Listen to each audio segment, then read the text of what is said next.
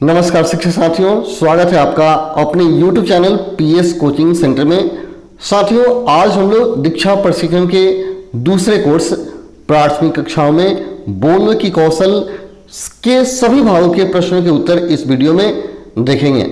साथियों, यदि आप इस चैनल पर नए हैं तो चैनल को सब्सक्राइब कर लें, क्योंकि यहाँ से आपको नियोजित शिक्षक संबंधित जो भी सूचनाएं होती है आपको मिलती रहती है। तो चलिए बिना समय गवाए हम लोग इस कोर्स के सभी भागों के प्रश्नों के उत्तर देख लेते हैं।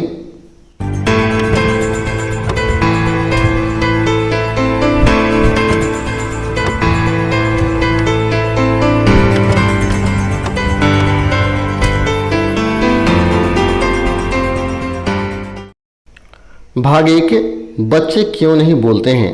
चलिए इस भाग के प्रश्नों के उत्तर हम देख लेते हैं। पहला प्रश्न है, आपके अनुसार भाषा सीखने में बोलने की कौशल का क्या महत्व है। जो विकल्प आपको सही लगता है उन पर क्लिक करके अपना जवाब सबमिट करें। यहाँ बोलने का कौशल बच्चों के प्रभावी वक्ता बनाता है, बच्चों को बातचीत में भाग लेने में मदद करता है, बच्चों की अपनी विचारों को साझा करने में मदद करता है। तो यहाँ जो बोलने का कौशल है यह बच्चों को प्रभावी वक्ता भी बनाता है, उन्हें बातचीत में भाग लेने में मदद भी करता है और बच्चों को अपने विचारों को साझा करने में भी मदद करता है। तो तीनों ऑप्शन सही है, तो तीनों पर टिक लगाकर सबमिट करेंगे। अगला क्वेश्चन है, निम्न को सही परिस्थिति की ओर ड्रैग कर अपना जवाब सबमिट करें। यहाँ जो पहला परिस्थिति है उसमें 3 नंबर होगा, जो दिखा रहा है बच्चे के घर में अपनी बात कहने का माहौल नहीं है। और जो दूसरा होगा उसमें होगा 1 नंबर, बच्चे के घर की भाषा स्कूल की भाषा से अलग है। और तीसरे में होगा परिस्थिति 2 नंबर, बच्चे को साफ बोलने में मुश्किल होती है। तो आप इसको ड्रैग करेंगे, जैसे मैं 3 को यहाँ ड्रैग करके लाऊंगा, 1 नंबर को पर हाथ रखूंगा और 2 पर लेके चले आएंगे और दोनों पर हाथ रख करके तीसरे पर ड्रैग करके सबमिट कर देंगे। जैसे सबमिट करेंगे तो तीसरा क्वेश्चन आपके सामने आ जाएगा। तो तीसरा क्वेश्चन आ गया, क्या आप सोच सकते हैं कि ऐसी स्थिति में जहां लड़कियों को घर में बोलने के लिए हतोत्साहित किया जाता है, वहां उन्हें कक्षा में बोलने के लिए कैसे प्रोत्साहित किया जाए। ऑप्शन है, उन्हें सबके सामने आकर बोलने के लिए कहा जाए। दूसरा है, पाठ को पढ़ाते हुए विचार अनुभव आदि साझा करने के लिए प्रेरित किया जाए। तीसरा है, छोटे समूह में बात करने के मौके दिए जाए। और चौथा है, विचार प्रस्तुत प्रतिक्रिया आदि को सराहा जाए।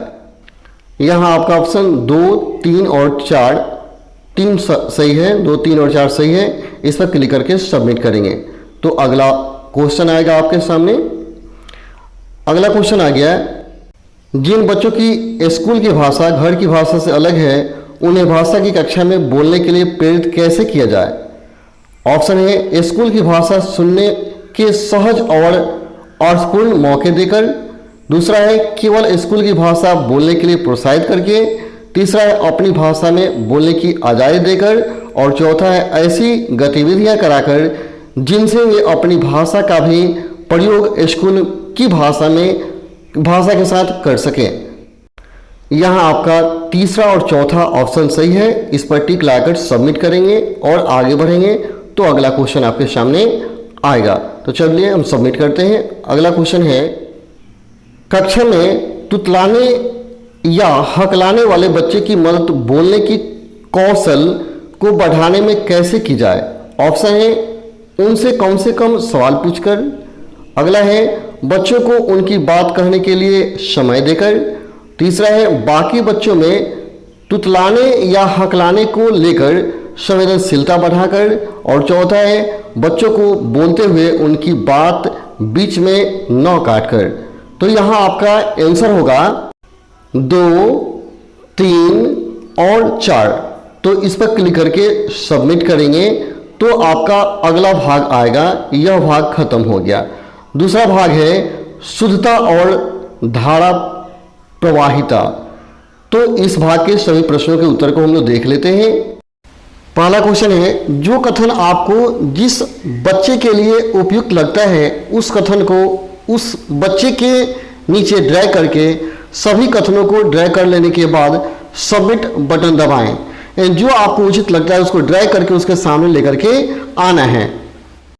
तो यहाँ राजू के सामने आपको लाना होगा भाषा की शुद्धता पर अधिक ध्यान, और तीसरा चौथा है बेहतर शब्दों के चुनाव की कोशिश, और इसमें लाना होगा मिनी के सामने ऊपर वाला 1 और 2 बोलने की आत्मविश्वास था और अपनी बात साथियों तक पहुंचाने पर अधिक ध्यान, और सबमिट करेंगे। अगला क्वेश्चन आ गया, मिनी और राजू में से किसकी बात में आपको बेहतर प्रवाह लगा? तो दूसरा आंसर होगा मिनी। इस पर क्लिक करके सबमिट करेंगे और आगे बढ़ेंगे। ठीक है, अगला है किसकी अध्यापिका का अधिक ध्यान शुद्धता पर था, राजू की या मिनी की? तो आपका आंसर हो जाएगा राजू की। तो और इसको सबमिट करेंगे, एक पर टिक लगा करके सबमिट करते हैं और आगे बढ़ते हैं। अगला क्वेश्चन आएगा, शिक्षक का बच्चों को बोलते हुए टोकने का उन पर क्या प्रभाव हो सकता है? तो आपका आंसर ऑप्शन नंबर 1, 3, 4 और 5 सही है। तो इस पर टिक लगाकर सबमिट करेंगे, सबमिट करते हैं। अगला है बच्चों का बोलते हुए आत्मविश्वास बढ़ाने के लिए शिक्षक क्या कर सकते हैं? तो इसमें देख लीजिए बहुत सारा ऑप्शन दिया, आप पढ़ लीजिए और चारों ऑप्शन सही है। चारों पर टिक लगाइए और सबमिट करते हैं। चारों के चारों सही है, आप इसको पढ़ लेंगे। अगला है आपके अनुसार दिखाओ और बताओ गतिविधि के क्या फायदे हो सकते हैं? तो दिखाओ और बताओ गतिविधि के जो फायदे हैं इसमें सबके सब फायदे हैं, तो सब पर टिक लगा करके सबमिट करेंगे, क्योंकि टोटल दिखाओ और बताओ गतिविधि से फायदे होते हैं। अगला क्वेश्चन है बच्चों को समूह में बातचीत करने के मौके देने से उनके बोलने के कौशल का विकास कैसे होगा? आपके क्या विचार हैं? तो यहाँ ऑप्शन दिए गए हैं, आप इसको पढ़ लेंगे और अपने विचार को प्रकट करेंगे।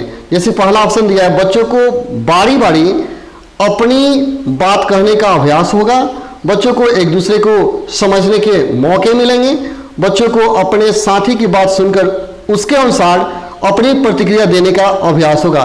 तो यहाँ ऑप्शन 1, 3 और 4 सही है, तो इसे टिक लाकर सबमिट करेंगे। आप सारे ऑप्शन अच्छे से पढ़ लेंगे। तो यह गतिविधि खत्म हो गया और भाग है 3, धारा प्रवाहिता से जुड़ी गतिविधियां। चलिए इस गतिविधि के प्रश्न को देखते हैं। पहला है आपकी कक्षा में बोलने के विषय कौन चुनता है? तो आंसर होगा दोनों, शिक्षक और बच्चे दोनों चुनते हैं। तो इस पर टिक लगाएंगे और सबमिट करेंगे। अगला क्वेश्चन आएगा आपके सामने। अगला है आप अपनी कक्षा में किस तरह के विषय देते हैं?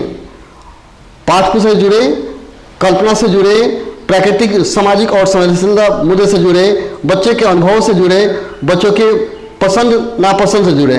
तो यहाँ ऑप्शन 2, 3 और 4 जो है ये सही है।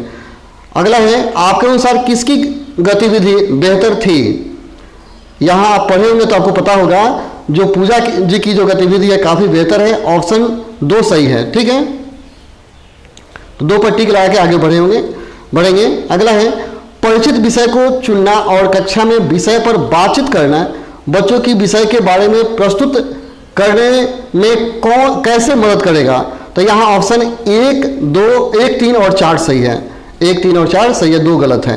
तो ये तीनों को टिक लगाइए और सबमिट कीजिए, 1, 3 और 4। तो ये भी भाग खत्म हो गया। भाग 4 है उच्चारण शिक्षण। उच्चारण शिक्षण, चलिए इसके प्रश्न को देखते हैं। इसका प्रश्न है बच्चों के सही उच्चारण न करने के क्या क्या कारण हो सकते हैं? सही उच्चारण न करने के क्या क्या कारण हो सकते हैं? तो यहाँ आपका ऑप्शन 1, 2, 3, 4 और 5, पांचों ऑप्शन सही है। तो पांचों पर टिक लगाकर सबमिट करेंगे और आगे बढ़ेंगे। तो अगला क्वेश्चन आ गया, आप खुद ही सोचिए उच्चारण की गतिविधियों के कारणों को समझने से क्या होगा? तो यहाँ ऑप्शन 1, 2 और 3 तीनों सही है। तो तीनों पर टिक लगाइए, सबमिट कीजिए और आगे बढ़िए। अगला क्वेश्चन है प्राथमिक कक्षाओं के बच्चों को ठीक उच्चारण सिखाने के लिए क्या क्या करना सही रहेगा? तो आपका ऑप्शन 1, इसके बाद 4 और 5 सही है। 1, 4 और 5 सही है, इस पर टिक लगाइए और सबमिट कीजिए। अगला है बच्चों को भाषा के सही उच्चारण का अनुभव देने के लिए और क्या किया जा सकता है? तो यहाँ ऑप्शन नंबर 1, 2, 3 और 4 चारों ऑप्शन सही हैं। टिक लगाएंगे और सबमिट करके आगे बढ़ेंगे क्योंकि इसमें सब सही है। अगला क्वेश्चन है बच्चे इस गतिविधि से उच्चारण कैसे सीख पाएंगे? तो देखिए 3 ऑप्शन दिया गया, आप ऑप्शन पढ़ लेंगे। यहाँ ऑप्शन 2 और 3 सही है, ठीक है। दोनों पर टिक लगाएंगे और आगे बढ़ेंगे। अगला क्वेश्चन है बोलने से जुड़ी विशेषताएं और यहाँ वक्ता दिया गया है, ठीक है। आपको इस पर टिक लगाना है। तो देखिए यहाँ अभिषेक होगा, चंचल चंचल चंचल पर टिक लगाइए और सबमिट करके आगे बढ़ते हैं। अब ध्यान से इसको पढ़ लेंगे।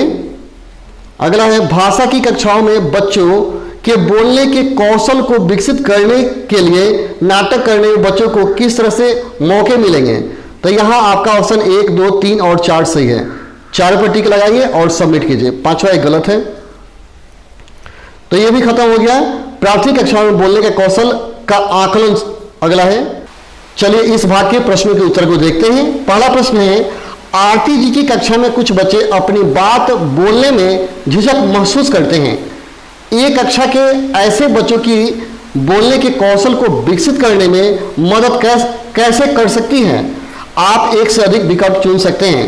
ऑप्शन ए, उन्हें कक्षा में सामने आकर बोलने को कहकर, उनकी प्रतिक्रिया विचार आंधी की सराहना करके, उन्हें छोटे से समूह में बोलने की गतिविधि करवाकर, उन्हें विषय के बारे में रट कर बोलने को कहकर। सारे ऑप्शन को अच्छे से पढ़ेंगे और आप एक से अधिक ऑप्शन चुन सकते हैं। तो इसका आंसर हो जाएगा ऑप्शन नंबर 2 और 3, दोनों पर टिक लगा के आगे बढ़ेंगे तो बताएगा कि आपका आंसर सही है या गलत है। तो देखिए सबमिट करते हैं। देखिए बता रहा है आपका विकल्प सही है। अब जारी रखते हैं, इस पर क्लिक करेंगे। अगला क्वेश्चन आ गया। हाल ही में मुकेश जी ने अपने साथी शिक्षकों से बातचीत करते हुए बच्चों के कक्षा में न बोलने के कारणों को समझने की कोशिश की। आपके अनुसार इसके बारे में उनमें क्या क्या बदलाव आ सकता है। आप एक से अधिक विकल्प चुन सकते हैं। ऑप्शन ए, मुकेश जी बच्चों के न बोलने के व्यवहार के प्रति अधिक संवेदनशील हो पाएंगे। दूसरा, वे उपयुक्त गतिविधियां सोच पाएंगे जो बच्चे के बोलने के लिए प्रोत्साहित करें। तीसरा है, वे सभी बच्चों को बोलने के लिए नहीं कहेंगे। चौथा है, मुकेश जी कक्षा में पढ़ने लिखने से जुड़ी गतिविधियां ज़्यादा करवाएंगे। बहुत ज़्यादा समय इस तरह लग जा रहा है, अतः अगले प्रश्नों का सिर्फ मैं आपको आंसर बताते जा रहा हूं, आप टिक लगाते जाइएगा, ठीक है। तो इस प्रश्न का उत्तर हो जाएगा ऑप्शन नंबर, यहाँ देख लीजिए 1 नंबर और 2 नंबर इसका सही उत्तर है। दोनों पर टिक लगाएंगे और सबमिट करेंगे।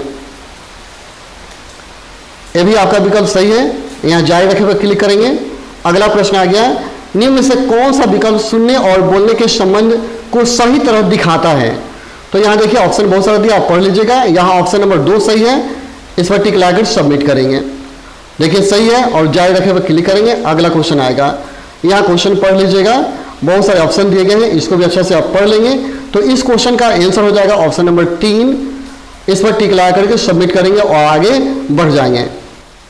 यहाँ देखिए आंसर सही बताया जा रहा है। अब यहाँ जारी रखे हुए क्लिक करेंगे। अगला क्वेश्चन आ जाएगा, निम्न से किस बच्चे की बोलते हुए धारा प्रवाहिता को बेहतर कहा जा सकता है। तो सारे ऑप्शन को पढ़ेंगे। यहाँ आपका ऑप्शन नंबर 1 सही है, इस पर टिक लगाएंगे और सबमिट करके आगे बढ़ेंगे। यह भी आंसर सही है, जारी रखे हुए क्लिक करेंगे। अगला क्वेश्चन आ गया, अगर आप अपनी पहली कक्षा के बच्चों को रोचक और अर्थपूर्ण बोलने के मौके देना चाहते हैं तो निम्न में से कौन सी गतिविधियां सबसे उपयुक्त होगी। तो यहाँ गतिविधि 2 और 3 सही है, इस पर टिक लगाएंगे आगे बढ़ेंगे। अब जारी रखे क्लिक करेंगे, यह भी आंसर सही है। अगला क्वेश्चन है, आप क्वेश्चन अच्छे से पढ़ लीजिएगा। यहाँ बहुत सारे ऑप्शन दिए गए, क्वेश्चन दिए गए हैं। तो इस क्वेश्चन का आंसर हो जाएगा आपका ऑप्शन नंबर 2 और 3। 2 और 3 पर टिक लगाइए और सबमिट करके आगे बढ़िए। आगे बढ़ते हैं, देखिए आंसर सही है और फिर जारी रखे पर क्लिक करेंगे। अगला क्वेश्चन आ गया, दिया है वाद विवाद की गतिविधि बोलने के कौशल को बढ़ाने में काफी मदद कर सकती है। इसके क्या कारण हो सकते हैं। ऑप्शन 1 और 3 इसमें सही है। दोनों पर टिक लगाइए और सबमिट करके आगे बढ़िए। जारी रखे क्लिक करेंगे, आंसर सही है, ऊपर दिखाए गए हैं। चलिए जारी रखे क्लिक करते हैं। अगला क्वेश्चन आ गया, आप इसको पढ़ेंगे बढ़िया से। तो इसका ऑप्शन नंबर 2 सही है, तो 2 पर टिक लगा करके सबमिट करते हैं। सबमिट मैंने किया। अगला क्वेश्चन आएगा, यह भी विकल्प सही है, जारी रखे क्लिक करते हैं। इस क्वेश्चन को आप पढ़ लीजिए अच्छा से, इसमें 3 ऑप्शन दिए गए हैं। इसका आपका ऑप्शन नंबर हो जाएगा 2 और 3, दोनों पर टिक लगाते हैं, सबमिट करके आगे बढ़ते हैं। आगे मैंने बढ़ा, यह भी विकल्प सही है, जारी रखे हुए क्लिक करेंगे। चलिए, इस अध्याय के सभी क्वेश्चन समाप्त हो जाते हैं, यानी इस प्रशिक्षण के जितने भी क्वेश्चन हैं सब खत्म हो जाते हैं। फिर मिलते हैं अगले वीडियो में, तब तक के लिए धन्यवाद। जय हिंद।